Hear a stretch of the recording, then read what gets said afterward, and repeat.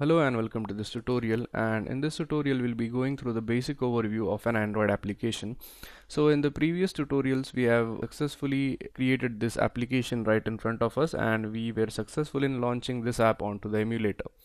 Now in this tutorial we are going to go in a little bit of depth for understanding what an Android application is and how it works. So in order to understand Android apps better, you could take an example of a website. A website is nothing but it is a collection of a number of web pages which are linked to each other. For example, if you have a website and on the home page of a website we have links to multiple pages of the website. So basically a website is nothing but a collection of web pages linked to each other.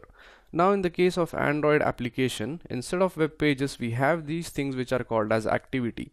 And an activity is nothing but the screen which is appearing in front of us right now is called as a single activity. Now if there is a button on this application, so if we click that button and we go onto a new page, that page is called as a new activity. So an activity in an Android app is similar to a web page of a website. So in an Android application we could have as many number of activities as we want, and an activity is nothing but the screen which appears in front of us. So that was a basic explanation of what Android activities are and how they can be used. Now the next thing which we need to study is that the activity consists of two parts. The first part of an activity is nothing but the design which appears in front of us. So as we could see, the design of an activity consists of the user interface, which has these text boxes, the text, the buttons, the status bar and all that. So this thing is nothing but the design or the overall appearance of the application, how the application appears to the user. So this is the first part of an activity. And the next part of an activity is called as the brains of the activity or the logic of the activity. So the logic of the activity or the brains of activity are nothing but the code which is used to compile the data which we have on this activity. Now in order to find the brain of this activity right here, you just simply click on app, click on Java, and you could have this file right here which is called as the main activity.java file. Now if you click on it, you will get an idea of what the actual brains of the activity looks like. So this is basically the logic which stands behind the activity.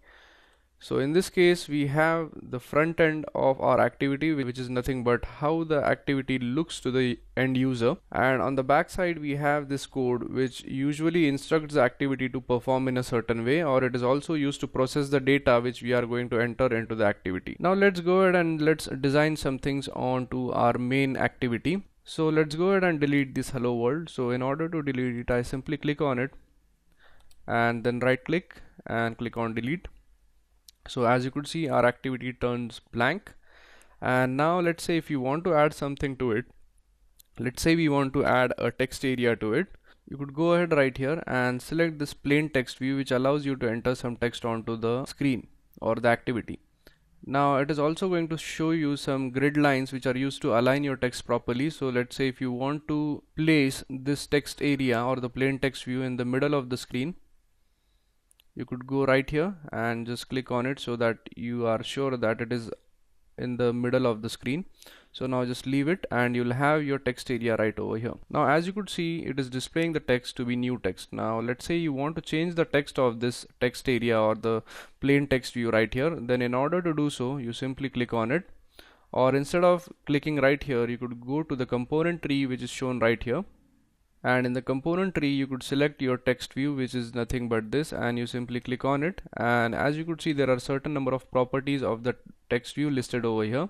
Now we could go here and we could change the content of the text view. So as you could see, this property which is named as text could be changed. So if you want to change the text of this field, you simply click on this area, and instead of this you could type my application. So now when we click on this, we'll get the text as my application. Now in order to add this my application, it can be done in two ways. So for example, if you want to edit the interface of your Android application or the activity, you could do it in two ways. So the first way is just dragging this widgets right over here and then adding it onto the screen. So this is the first way, and the next way in which you could do it is by editing into the XML.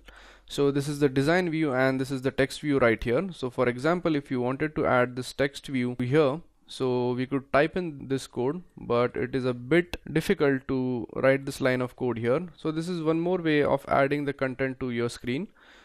So we'll prefer this method, that is because it is easy in order to drag and drop the widgets instead of just writing the code for it. And we are also going to study how you could type in the code in order to add widgets to your screen. Now this code right here, which is used in order to add some content to your screen, is called as the XML. And if you have a basic idea of HTML, then XML is easier for you to understand. So if you know the basic HTML tags, it would be easy for you to grasp the concepts of the XML. So basically these tags right here, for example, this text view tag is an XML tag which is used to define a text view. So if we want to add text view, we add this text view tag, and in the text view tag we define the properties of the tag. So for example, this thing right here is used in order to define the width of the layout, and there are other certain properties which are specified in order to define our text view. So let's say we want to change the background of this activity by using XML. So in order to change it, we simply go on to this XML file with us. We simply go ahead and go here and we type the code as Android, then give a colon, then type background, and in the color we specify the color which we want to specify. So in this case, let's say we have the color as hash 006699, and it is going to change the color for us. So as you could see, when we specify the color in the XML attribute, it is going to change the background color for us, and you could change your color according to your preference. So this is one way of writing the code in XML and making changes accordingly. So now if we click design view, you could see that the changes are also reflected in this design view. So now let's say you want to change the color of this text. So if you click on it, you could also change the color by using this component tree right here. So instead of this relative layout, you simply click on the element which you want to select. So for example, this thing right here is the text view which is named as my application. So we simply click on it, and we could then go to properties and select the appropriate color for our text. So as you could see, there is a property which is called as text color. So in order to change color, you simply click on it and you could select the color which you want. So for example, if you want to select the white color, you simply select it and then click OK, and it is going to change the color for you. So as you could see, the color of the text has been changed. Now one more thing which I wanted to mention in this tutorial is about the Android manifest. So as earlier explained, Android application is nothing but a collection of a number of activities, just like a website, as a website is nothing but a collection of a number of web pages. Now in order to manage all these activities, we are going to need a file, and that file is nothing but is the Android manifest, which is present in this manifest folder right over here. So if you click on this arrow, you will get a file which is called as the Android manifest.xml. So if you click on it, you will get a basic manifest file which is nothing but a XML file which is used in order to manage all of your activities. So for example, this main activity right here is included right over here. So basically it includes all the activities which we have in our Android application, and the Android manifest will manage all the activities for us. So the main purpose of the Android manifest is to manage the activities or the Android activities and place them in a proper order.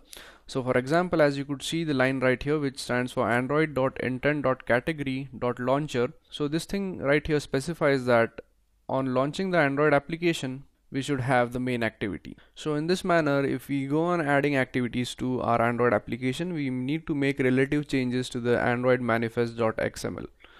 So Android manifest.xml is basically used to manage activity. So that's it for this tutorial, and I'll see you guys in the next tutorial. Thank you.